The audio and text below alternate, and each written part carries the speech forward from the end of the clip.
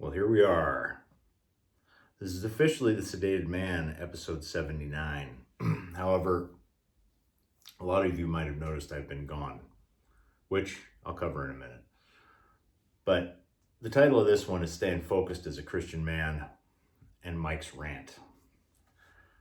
So obviously, anybody who hasn't been living under a rock understands what's been going on since probably February, right? Now, if you look back, oh my goodness, in January, nobody would have ever guessed that we would be where we're at right now. But I digress. We'll get into that in a minute. So where did the Sedated Man go?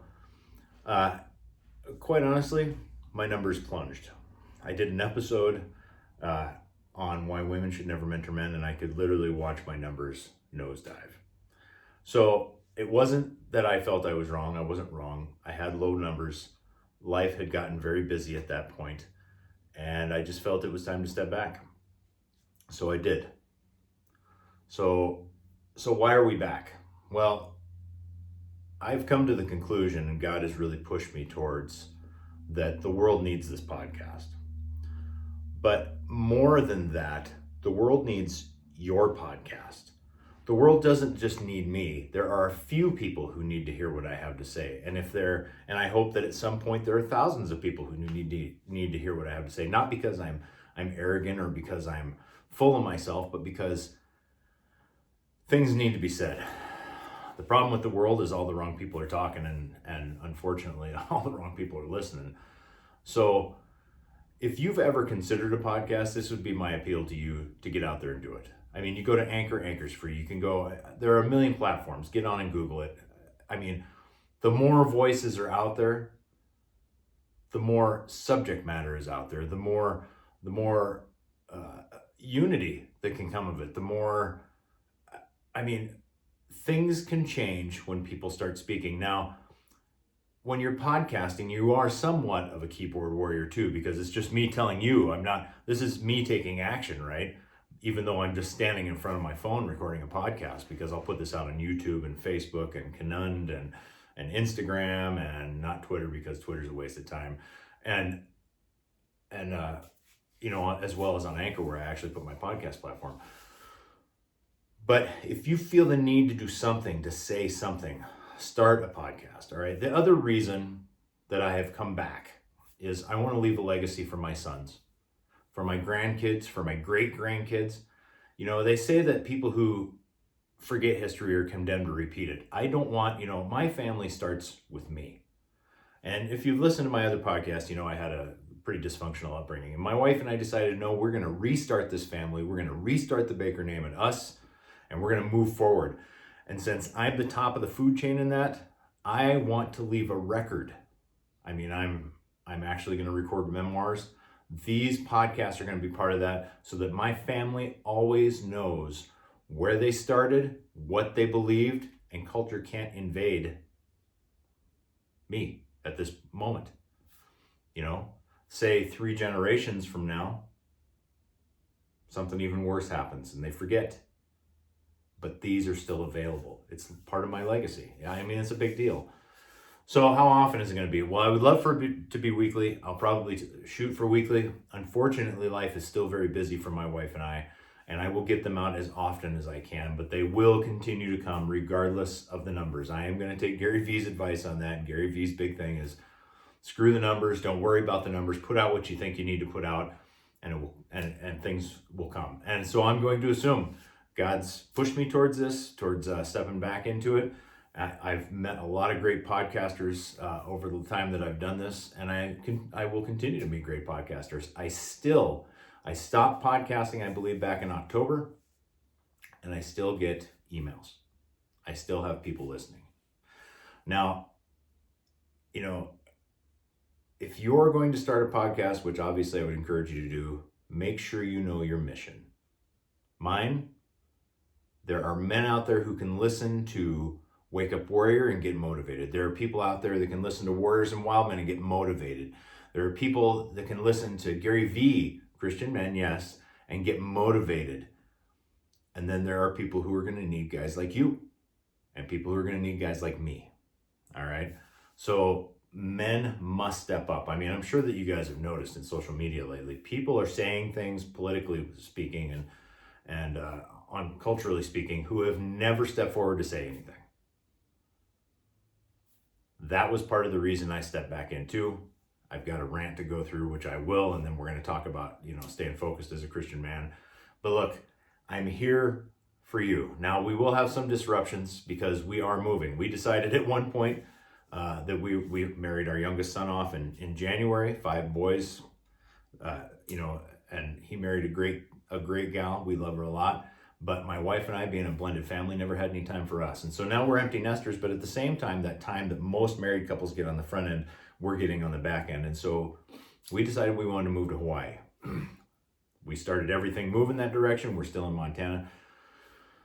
And then COVID happened. And COVID exposed an entire side of Hawaii state that we didn't realize was there. And I'm not going to go into great detail, but we have pulled back from the move to Hawaii. We are still moving, but we'll be moving down south somewhere. We're going to be looking, the Florida, Texas, Mississippi, Georgia area. I know that seems kind of broad, but if you look on a map, it's actually pretty close together.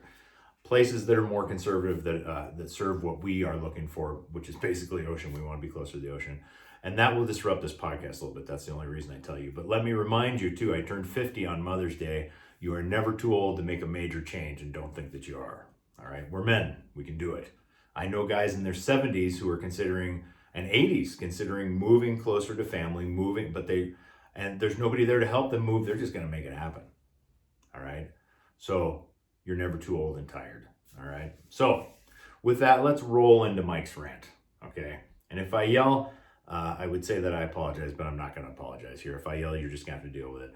If you don't like what I have to say, you know where the stop button is. If you like what I have to say, keep going, keep listening.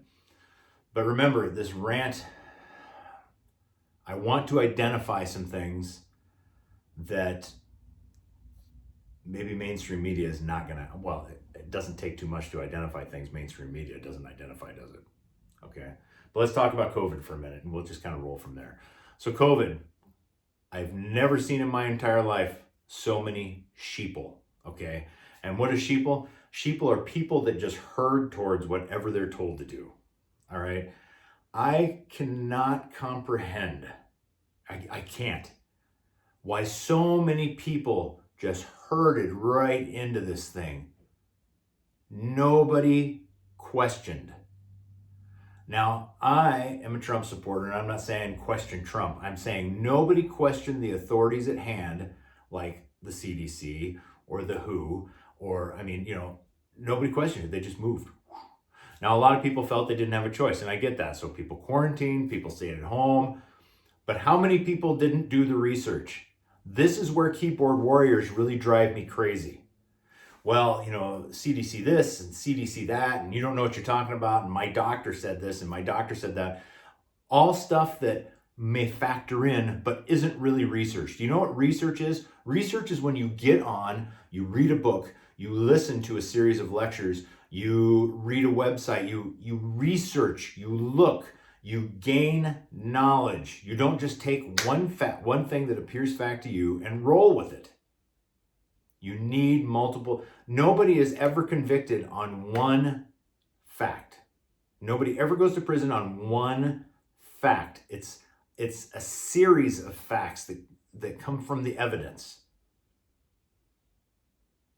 You can't blast somebody else with opinion. Remember, there's a huge difference between conviction and opinion. Conviction you'll die for. Conviction you'll alter your life for. Opinion is exactly that. It's fluff.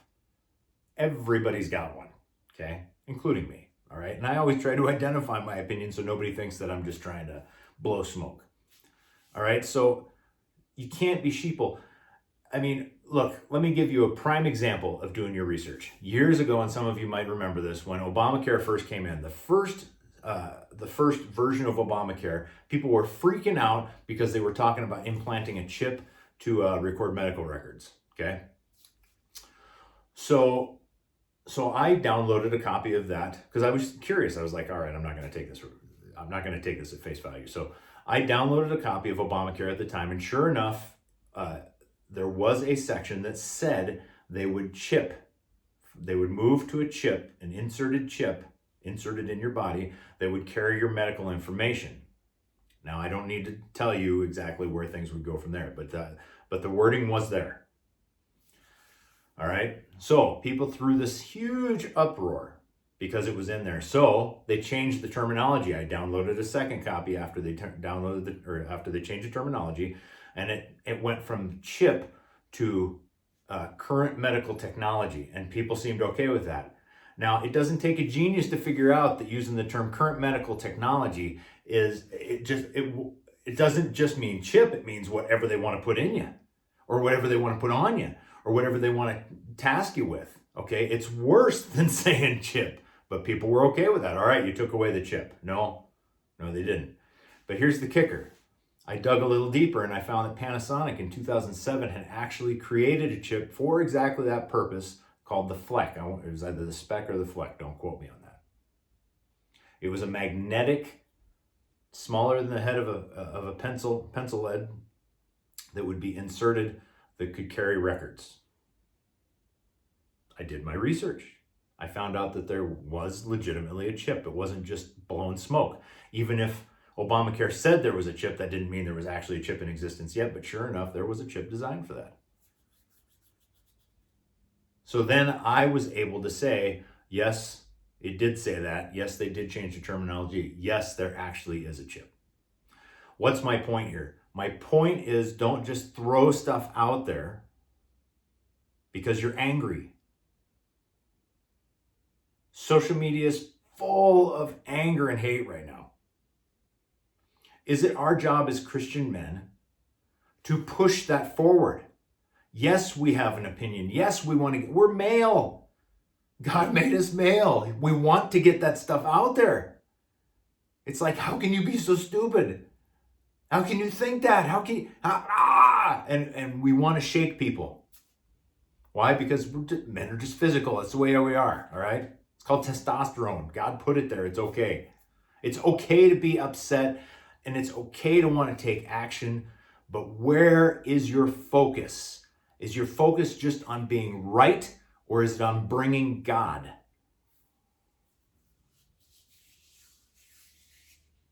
Remember that these people that are just annoying you may not know what they don't know. What does that mean? We give our kids grace because we know that at 16 years old, our son or our daughter who is rebelling because they don't know what they don't know. Okay? Now they think they know everything, and in truth they do. Everything in their circle, their little circle. They know everything in this circle. What they don't know is that there is a bigger circle that surrounds that. All right? That's what they don't know. So we give them, we punish, we teach, we give grace, but we are not giving grace to some of these other people. There are some ridiculous, I am not Republican, but I am very conservative. And I think the liberal movement is psychotic. And I see all these people who are liberally minded, who can't fathom logic, because liberalism is an emotionally driven machine. But they don't know what they don't know.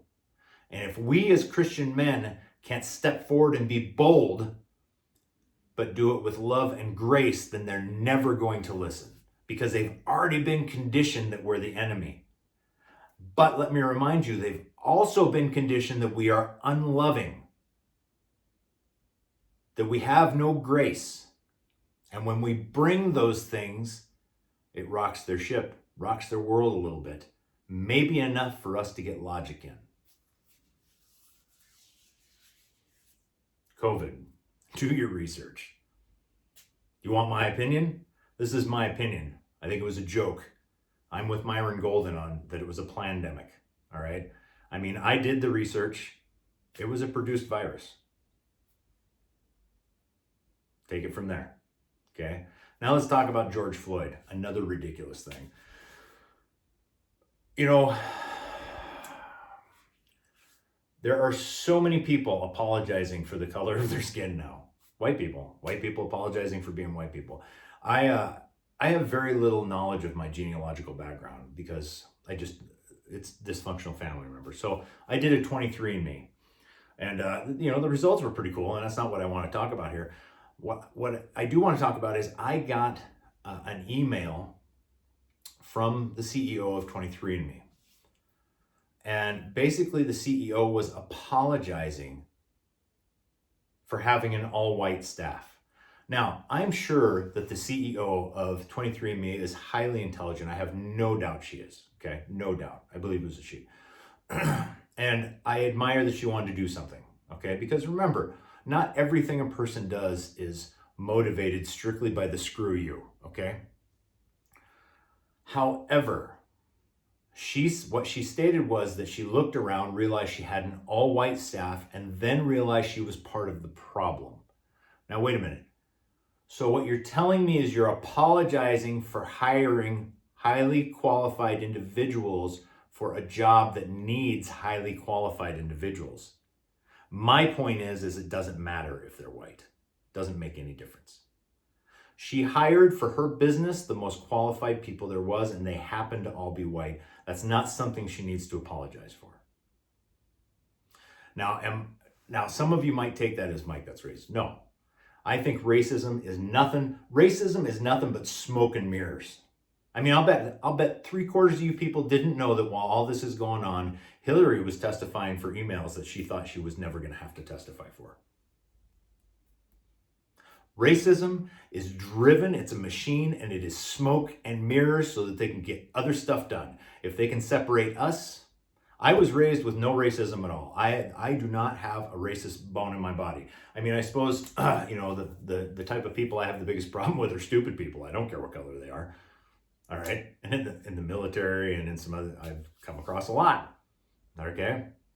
I don't care what color you are. I have great friends of all nationalities. And as far as I'm concerned, we are all people. I don't care what the color of your skin is. Call me a liar. I don't care. My life dictates otherwise. All right. No racism in this house. That's how I raised my sons, and that's how they live their lives too. If you are falling into this racist spiel, you're becoming part of the problem. You're allowing the smoke and mirrors to dictate your life. If you're willing to apologize for things you haven't done and the color of your skin, you are part of the problem. You are fueling the machine. Let's talk about the other thing, white privilege. All right. White privilege is a term designed to provoke. That is its entire purpose, to provoke stupidity. If you look in a newspaper where there are people talking about, hiring for jobs, what you'll notice is at the bottom of those ads, a lot of times it says EEO, which means Equal Opportunity Employer. Now, I don't know about your paper, but my paper for many years, it says EEO, we are an equal opportunity employer, women and minorities encouraged to apply. I don't think it takes a genius to figure out that doesn't sound very equal. Now, do I let it stop me from applying for a job? No, I don't. Why? Because I'm qualified. I don't care if I'm a white dude. I'm qualified. If employers were allowed to hire those who were qualified, maybe people would be more apt to become qualified and less worry about all this, well, it's white privilege. No, white privilege is baloney. Let me tell you something. As a kid, I was spit on, kicked, beat up, bullied. I was a white kid. I was raised in a house that was poor as poor got. When my wife, I had a bad marriage, I got remarried. I was drugged through court by my ex-wife multiple times on false accusations. The judge always found more for her than me. Child Protective Services came after me, not her, due to false allegations. It was never a, hey, this is what was said, is this what happened? It was always a, why are you abusing your child? It's like, okay, and by the way, those cases always fell flat. Always. Because there was nothing to them. Nothing ever came of them. but it cost me a lot of time, it cost me a lot of money, and it cost me a lot of heartache, and it caused a lot of damage in my family. A family I was scraping by to take care of. I would work 3 jobs and sleep 2 or 3 hours a day to make sure my kids were fed. I guarantee you that wasn't friggin' white privilege. It was me busting my butt because I don't believe in white privilege. I don't believe in any of that crap.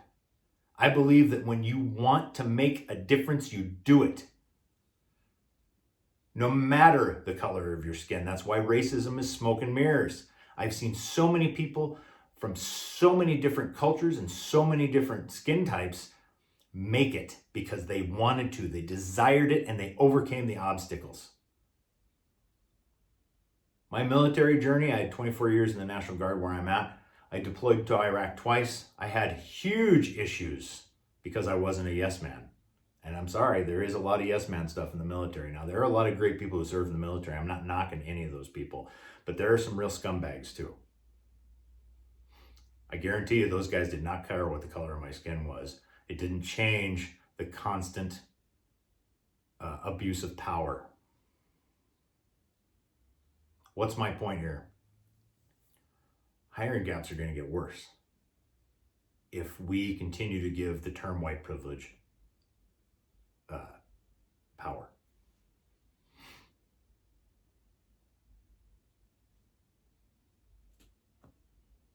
If there are people treating other people poorly, how are the other people reacting? This goes both ways. At what point is it the responsibility of the person being poorly treated to step up? There was nobody there to have my back when I had to step up. I just had to step up. There was nobody there that was going to feed my family for me. I had to do it. Regardless of any of that bullcrap. None of these things that are going on. I mean, let's talk about George Floyd was not a quality person. Okay? He wasn't a martyr. He wasn't a quality person. And these protesters are not protesting George Floyd. He's nothing but a mascot, I guess you could say, of a movement that should have never happened. It's sad that so much damage and death has come as a result of this. I can't fathom what people are thinking. When theft becomes okay, when beatings become okay. What the heck? Church, what are we doing? Men of the church, what are you doing? What are you teaching your kids? Are you hiding your kids from this? Are you trying to shield them? Or are you bringing it to the forefront and saying, this is why Christ didn't live like this? This is why Christ said these things. This is why we as men must go out and show people that Christianity is something to be desired, not something to be run away from.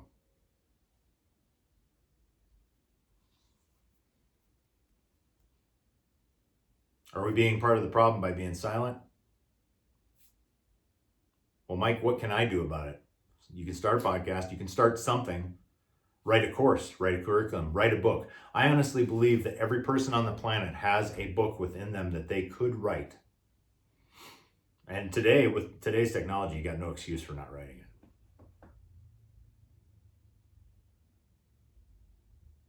Just a side note on George Floyd, by the way. I feel for his family. I'm sure his family took a loss. I mean, I have a son who I haven't spoken to in a very long time for various reasons. And although he's not welcome in my house, I will mourn when he dies.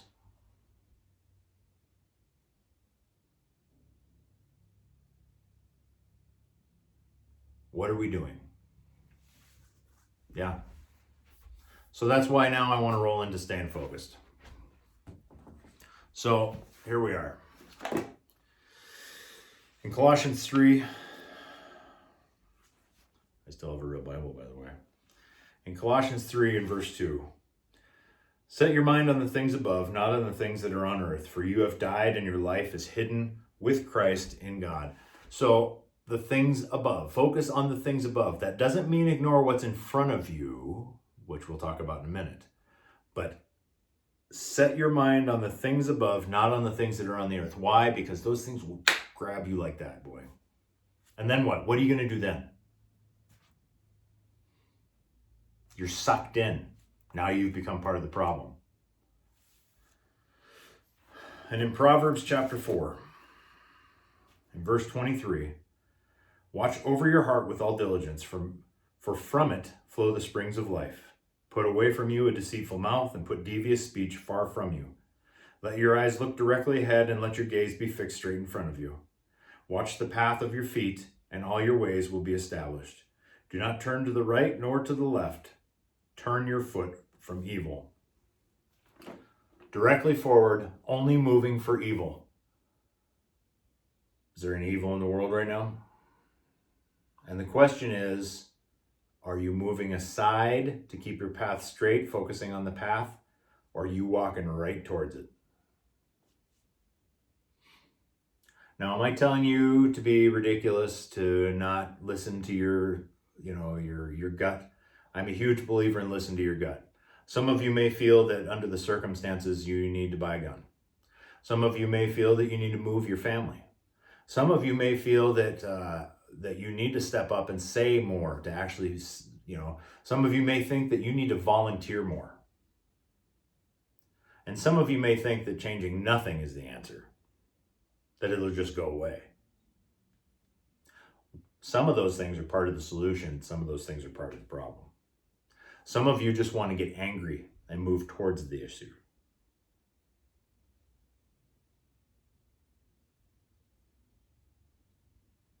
Why? Why would you move towards the issue? Well, Mike, we need justice. God needs justice. We need to do the work.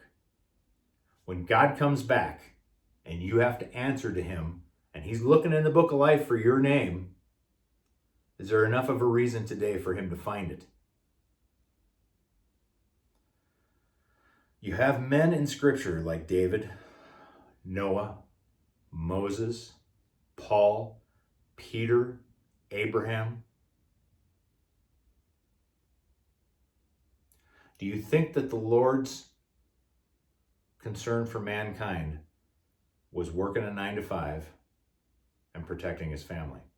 Or let me break it down for you a little more.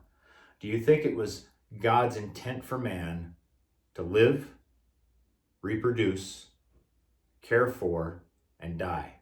Because a regular animal can do that. Dogs can do that. I would submit to you that we were made for more, and we as men especially, that we were designed to change the world. Any one of us can do it. Any one of us, regardless of race. We are the human race. I mean, the whole, don't even get me started on the Black Lives and All Lives Matter thing. Those are completely moot points. All lives have mattered from creation, and that's just the way it is. We all have a common ancestor. So if you've fallen into that bed, get back out. We have bigger work to do. And when you think that people won't listen, you're wrong. People will listen. Prayer changes the world. True biblical Christians change the world. But you can't do that if you're chasing politics. So I would encourage you to be the men that God's designed us to be. And yeah, some days that's tough. But I want to thank you for coming back on the Sedated Man Reborn, I guess you could say. You'll find us on all the podcast platforms. You'll find us on YouTube. You'll find us on Facebook.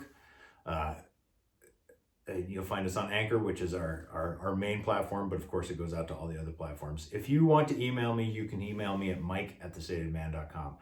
Make comments on the videos, make comments on the podcast.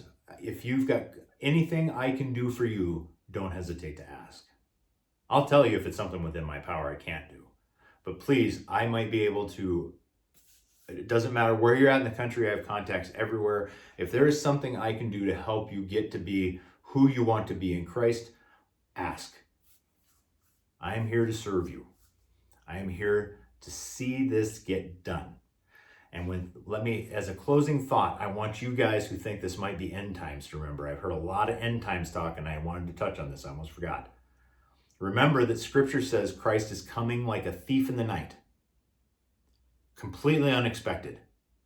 So I personally am pretty sure that if all these people expect it, it's not time.